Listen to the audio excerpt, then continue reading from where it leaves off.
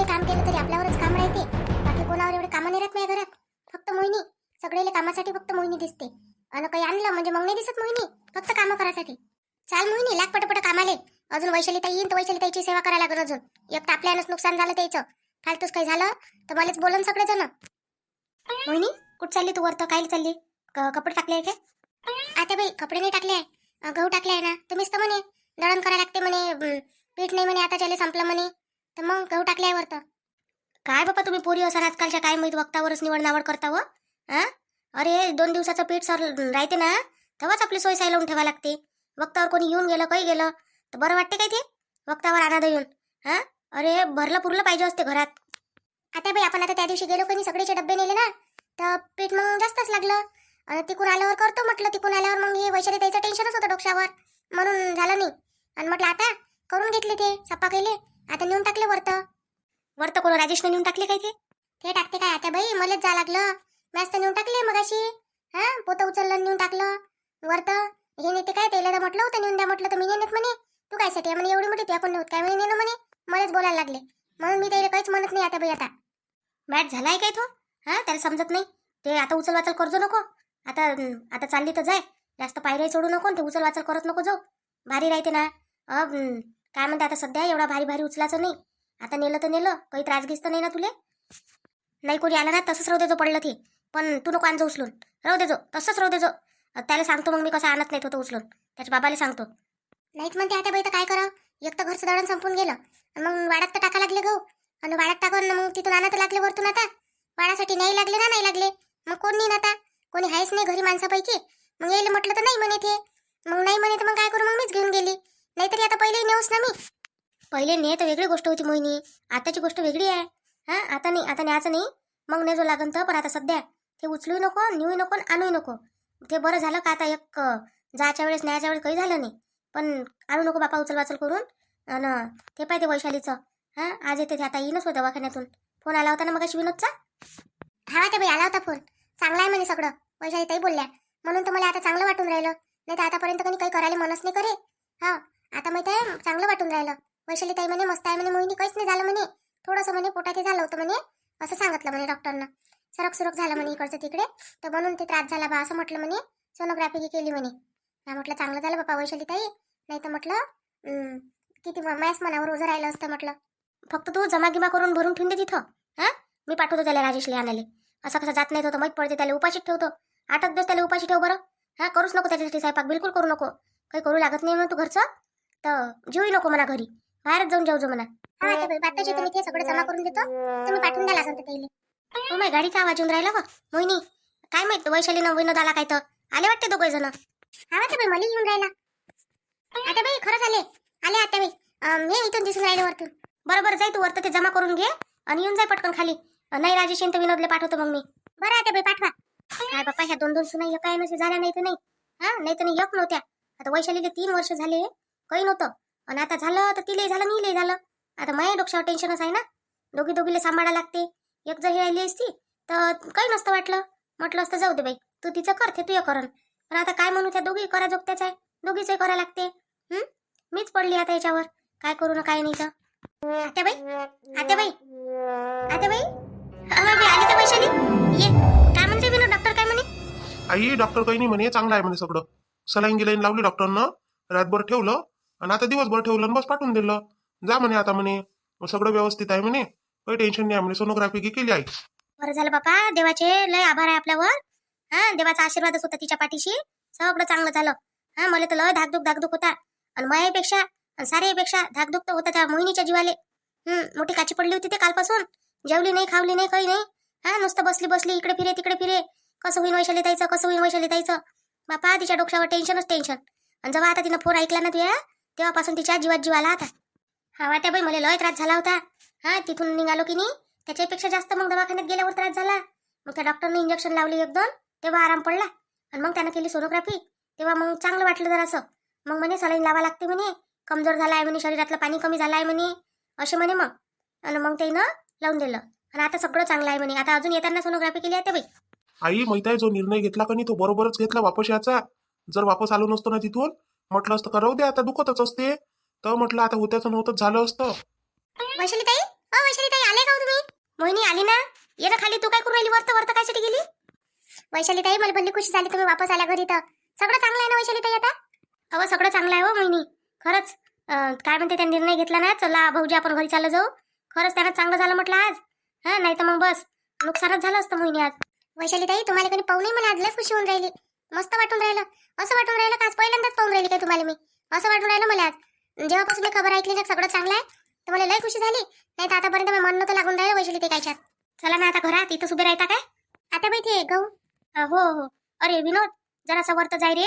ते काय म्हणते मोहिनीनं गहू ठेवलाय दळण आणण्यासाठी. आता पीठ संपलं म्हणते. तर तेवढं पोतं आणून दे बरं. तिले उचलायला भारी म्हटलं. तिनं नेलं उचलून. तिला म्हटलं कायले नेलं बापा त्या. राजेशला पाठवतो. राजेशला म्हटलं म्हणते तिनं. तर तो नाही म्हणते मी नाही जात. ने तू तुला नेता नाही येत काय. मग आता त्यालाच म्हणत होती अजून. पण आता तू आला तर घेऊन ये बरं ते वरतून. आई काहून ते राजेशले काय अक्कल नाही काय? समजत नाही त्याले का आता ह्या अवस्थेत कोणी भारी उचलते काय म्हणून? बरं ठीक आहे आणतो मी. आता बाई थोडेसे भरायचेच आहे ते. मग जा ना मग भरून घे ना. तू भरून घे. तू घेऊन येते उचलून. बरोबर जाजो मोहिनी. हा पायऱ्या काही बरोबर आहे नाही. जास्त चढणं चढ उतर पायऱ्यानं जातच नको जाऊ. आता खालीच करत जाय. काय करायचं आहे तर खाली अंगण आहे ना आपल्या इथं. त्याच्यात करत जाय. वर तर जात नको जाऊ. चांगलं नाही आहे पायऱ्या चढणं जास्त. आता चालली जाय पण अशी जात नको जाऊ बार आणि वजन नको उचलत जाऊ. लय त्रास होते बरं मोहिनी. हा वैशाली ताई आता तेवढंच राहिलं मी भरतो आणि भाऊजी घेऊन येते बस. जा मग. वैशाली जाय तू आराम कर. हो चला वैशाली घरात चाल. येते ते दोघं जण. हा आता बाई चला. भाऊजी तुम्हाला 2 मिनिटं थांबा लागून फक्त. मी भात तेवढे भरून देतो आणि तुम्ही घेऊन या मग उचलून. हो ठीक आहे भर लागू दे ना. कुठं जा लागते आपल्याला? 2 मिनिटं लागो का 5 मिनिटं लागो काही फरक नाही पडत. भर तू. भाऊजी भरणं झालं आता. उचला बरं आता. ही घेऊन जा खाली. तू पाहिजे बरोबर येताना त्या पायऱ्या बरोबर नाही आपली इच्छा. पाय घे घसरते तर ते ग्रिल धरून येत जाय. अशी बरं चढलं उतरलं का नाही तर घसरते तिथून माणूस. हा भाऊजी बरोबरच चालतो मी त्याच्याहून. एक वेळा मी घसरली होती तिथून म्हणून तेव्हापासून कोणी बरोबरच चालतो. आता काही टाकायचं असलं ना खाली टाकायचं. कपडे टाकायचे असो का वाढण टाकायचं असो खाली टाकायचं. वरतं टाकायचंच नाही. कोणी माणसं घरी असते नसते कायले टाकायचं वरतं. खालचं कसं तिथच्या तिथं भरलं घेऊन जाता येते. हा भाऊजी आता मी सगळं खालीच टाकत. आता काहीच नाही टाकत मी वरतं. माझ्याकडून मला त्रास होते. मग अशी आणलं मी एवढं मोठं उचलून. मला आता थोडंसं दुखल्यासारखं होऊन राहिलं. दवाखान्यात चालतं काय? चाल नाही तर दाखवून येऊन जो वैशाली नेलं तिथं. हो तिले नवराच नाही आहे दवाखान्यात त्यासाठी. आता दादाच आहे. दादाच कर ना आता तिचं सगळं. नाही दादा लयच इंटरेस्ट होऊन राहिला वाटते मोहिनीत आता. मी येऊनच राहिलो होतो वरतं बरं पण नाही सबुरी कुठे येईल. जसे दादा आले तसंच काय म्हणते मोहिनीनं वरतं बोलावून घेतलं ते येईल. बरोबर दोघं एकमेकाले बायण्यानं भेटतेत म्हटलं. आता पोतं उचलून पटकन खाली जाऊ तर नाही. तिथं बोलून राहिले दोघं जण मस्त. एवढ्या दिवसाचं पाहूनच राहिलो मी. यायचं काही ना काही चालूच आहे. पाहिजे भाऊजी बरोबर भारी आहे ते उचलाले. हा कर भाऊजीची काळजी. नवऱ्याची नाही एवढी फिकर तुले. पाहिजा भाऊजी भाऊजी करू पागल करून टाकलं. आता आपलाच भाऊ आपल्याला बोलता येत नाही काही. त्याच्यात मोठा लाईन असला तर आपण बोलतो तरी काही. पण दादाला बोलता येत नाही.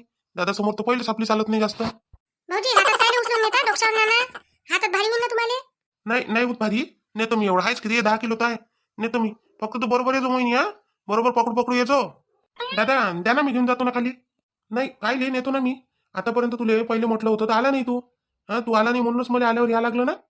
तुला थोडंसंही समजलं नाही राजेश. आपल्या बायकोची काय कंडिशन आहे. कसा रे तू थोडंशी जाणून घेत जा ना. दादा येत नाही म्हटलं नाही मी. येतो म्हटलं. इले सबुरी तर पाहिजे कोणी. इले हसते घई. भाऊजी घई म्हणजे तुम्ही सांगा सगळे आपापल्या कामावर जायला लागते. पीठ काहीच नाही आहे. मग दळण नाही आणायला लागत काय. आता बहिण माय मागे एकटं लावून दिलं टुंगणं. म्हणे करणं मोहिनी लवकर. मग आणूनच नाही टाकाने वरतं तर मग ते वाढण कधी. आता बाई त्याच्यात मध्ये थोडेसे गरमही होऊ दे म्हणते त्याले. मग आता काय करू मी. मग मला उपाय नव्हता काही म्हणून घेऊन आले मी वरतं. जराशी सबुरी नाही होती नाही. भाऊजीला सांगायचं होतं ना वरतं बोलासाठी. तर मग सबुरी कशी राहील तुले. भाऊजीची वाटच पाहून राहिली होती तू बरोबर वरतं यासाठी. काय बोलता राजेशजी तुम्ही. हे पागल गिगल झाले काय. फरक पडला का तुमच्या डोक्यात काही. मी काय आणलं भाऊजीले. आता बहिणच म्हटलं भाऊजीले जा म्हणून वरतं. मी इथं स्वतः चालून राहिली होती. आता बाई म्हणे जा म्हणे घेऊन ये म्हणे उचलून म्हणे. पहिले तर तुम्हालाच मनाला येऊन राहिला होता आता बाई. पण मी म्हटलं ते नाही म्हणे म्हटलं. म्हणून मग ते ना आता भाऊजी ना वैशाली ताई आल्या म्हणून म्हटलं त्याला जाय म्हणे घेऊन ये म्हणे. असं मग तू काय आली भाऊजी सोबत वरतं. दादासोबत तू काय आली म्हटलं वरतं. मग दादाला सांगितलं होतं ना आईनं काम. मग दादा एकटाच आला असता. पण तू आलीस ना. तुला बोलायचं होतं ना भेटायचं होतं ना म्हणून आली ना तू. राजेशजी जसं तोंडात येईल तसं बोलू नका काय.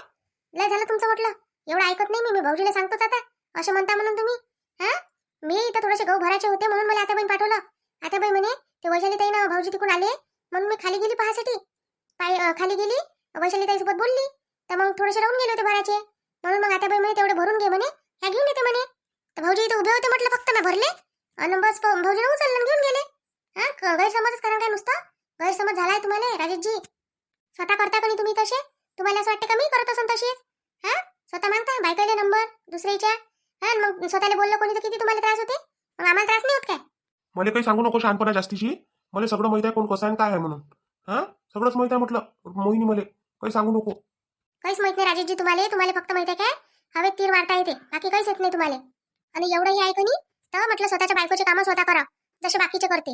तो पासून मी त्याला नाही पटत तर स्वतःच्या बायकोला स्वतःच घेऊन फिरते म्हटलं एकटाच. कोणाची गरज नाही आहे त्याला.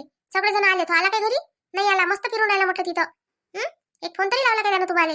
मग त्यानं कोण म्हटलं तुम्हाला तुमची काळजी होती त्याला तर दादा राय म्हणून इथं. पण नाही, त्यानं तर बरोबर बिलही स्वतःच दिलं, फिरलंय स्वतःच, काही घेतलंय स्वतःच. तुम्ही एकटे फिरता.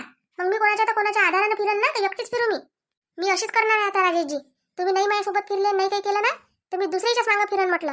पण जो तुमचा उद्देश आहे त्या उद्देशानं नाही म्हटलं, हे लक्षात ठेव जा. काऊन मी घेऊन देत नाही तुला? काही करत नाही, कुठं नेत नाही. कुठं नेलं आजपर्यंत हे सांग ना तुम्ही मला. हा जेवढं ठिकाण वैशाली ताई परी हे फिरले तेवढी फिरली का मी? नेलं का तुम्ही कुठं? दिलं का तेवढं घेऊन? हा दवाखान्यात मोठ्या मुश्किलनं नेता म्हटलं दर महिन्याले. आणि कोण केलं ना तर तिकडे तुमचं पोट दुखते म्हटलं. मग एवढी आहे ना हिंमत माणसात तर स्वतःच करा. आपल्या बायकोले दुसऱ्याची मदत पडली नाही पाहिजे. मदतीची गरजच नाही पडली पाहिजे. का तिनं कोणाला म्हटलं पाहिजे म्हणून पटकन धावत आलं पाहिजे. मग तिने आवाज दिल्याबरोबर नाही आला माणूस तर मग बाईले कोणाला तर मलाच लागलं ना. असं राहते माणसाचं डोकं. हा बाईले म्हटलं भातच कलंक लावाले मागं पुढं पाहत नाही. स्वतः म्हटलं कोणतं काम सांगितलं तर करायला पाहत नाही. काय कामाचा माणूस मग? अशी आहे राजेशजी. आता मायावर कलंक लावून राहिले. कोण भाऊजी सोबत बोलली तर आणि हे दुसऱ्या बायकोसोबत बोलते त्याला मस्त वाटते. चला मग पहा बा असं आहे आपल्या जीवनातलं रामलीला म्हणते त्याने. चला मग भेटू आपण आता उद्याच्या व्हिडिओत.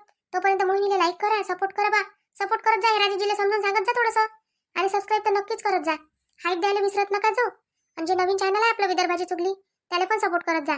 त्याला सबस्क्राईब करत जा. त्याच्यावरचे व्हिडिओ पाहत जा आवर्जून. आणि त्याची लिंक तुम्हाला या व्हिडिओच्या डिस्क्रिप्शन बॉक्समध्ये भेटून जाते. बाकी मग आता पाहू आता उद्याच्या व्हिडिओ.